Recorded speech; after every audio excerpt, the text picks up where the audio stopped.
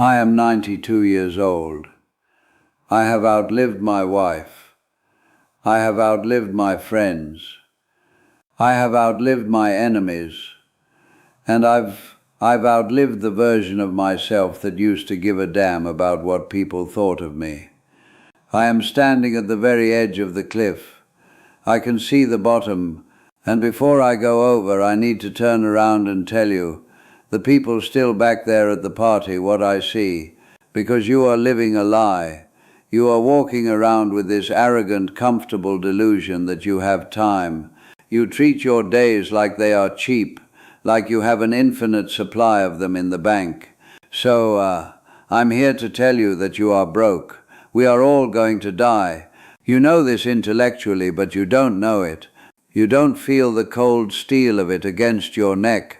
If you did, you wouldn't be living the way you are. So, let me tell you about a man named Jack. It was 1968.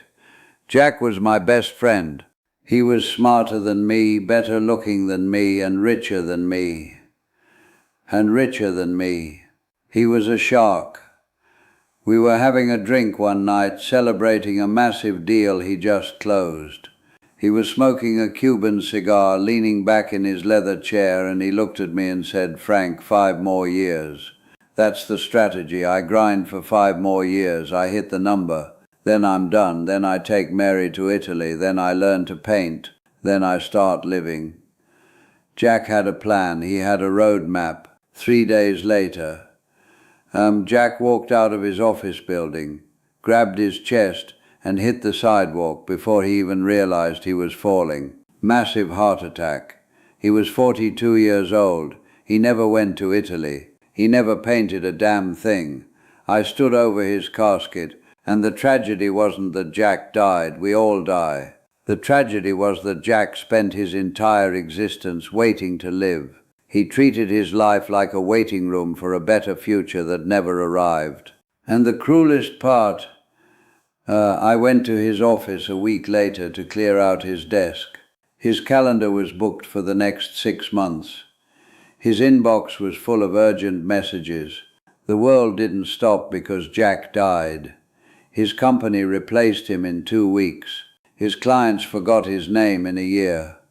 And right now, looking at you, I see Jack. You are telling yourself the same lie. I'll be happy when I get the promotion. I'll take the trip when the kids are older. I'll forgive my brother when he apologizes. Let me give you a hard fact from a 92-year-old man. There is no later. There is only now. And if you are trading your now for a later, that isn't guaranteed. You are making the worst bet in the history of gambling. Let's talk about your stuff. I look at your generation. You are obsessed with accumulation. You buy things you don't need with money you don't have to impress people you don't even like. I live in a small room now. I have a bed. I have a chair. I have a picture of my wife. I used to have a big house. I used to have a luxury cars. I used to have a garage full of toys. And I am telling you, with the absolute clarity of the end game, it is all garbage. I have been to a lot of funerals. I have never not once seen a U-Haul trailer following a hearse. When you die, your kids are going to hire a stranger to come into your house and throw 90% of your precious stuff into a dumpster. The other 10% they'll sell at a yard sale for quarters. That is the sum total of your materialism. Future trash. So why are you putting yourself down so far to buy it? Why are you working 60 hours a week, missing your daughter's childhood to pay for a car that sits in traffic? It is madness. And you won't realize it's madness until you are sitting where I am sitting. And by then it is too late to return the merchandise. Let me tell you about the big victory. It was 1979. I won the Businessman of the Year award in my city. Big banquet. Black tie. I walked up to the podium. People applauded. I felt like a god. I felt like I had won the game. I went home that night holding the trophy. My house was dark. My wife Elana was asleep. My kids were asleep. I sat at my kitchen table alone, drinking a scotch, staring at this piece of glass, and I realized the applause had stopped. The people at that dinner didn't care about me. They cared about what I could do for them. And the people upstairs, the people who actually loved me, I had neglected them for months to win that piece of glass. I miss my son's varsity games to stay late at the office. I miss my anniversary dinner to close a merger. And for what?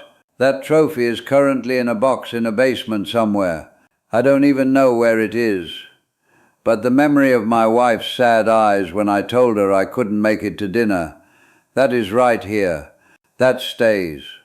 You think your career is your legacy. It's not. It's a transaction. You are selling the hours of your life.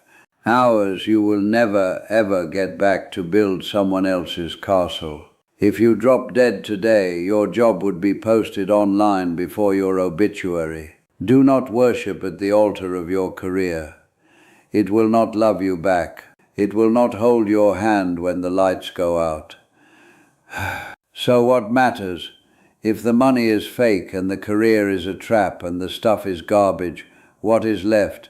I'll tell you, the only things you get to keep are the things you gave away, the love you gave, the time you gave, the connection. I sit here in this chair and I don't replay my business deals.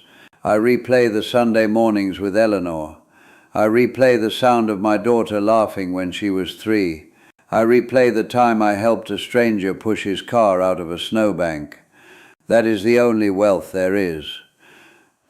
So here is my challenge to you.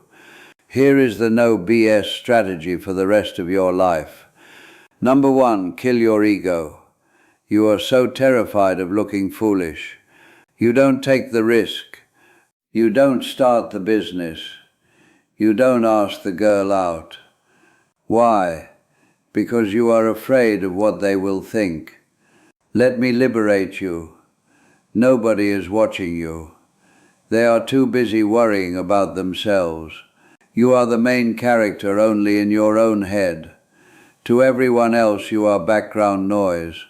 Stop letting your fear of other people's judgment paralyze you. Their judgment will rot in the ground right next to them. Number 2, practice the last time. This is a stoic technique, and it will change your life. Every time you do something, anything, remind yourself that one day you will do it for the last time. One day you will pick up your child for the last time. One day you will kiss your spouse for the last time. One day you will drink a cup of coffee for the last time. You don't know when that day is. It could be 10 years from now. It could be today. If you live with that knowledge, you will never take a moment for granted again. You will taste the coffee. You will hold the hug a little longer. Number 3, wake up. I'm 92. My back hurts. My eyes are dim. But you have the golden ticket. You have your health. You have your youth. And you are spending it scrolling through a phone. You are numbing yourself. Stop it. Go outside. Feel the wind. Look at the sky. Call your mother. Forgive your enemy, not for them, but because you don't have time to carry the luggage of hate anymore. We are all going to die. It is the only guarantee we have. But most people never actually live. They just exist. They stay safe. They stay comfortable. And then they expire. Don't be like Jack. Don't wait for the 5-year plan. Eat the good food. Buy the plane ticket. Say I love you first because the clock is ticking. Can you hear it? That is the sound of your life running out. Don't let it run out empty. I'm tired now. Go live.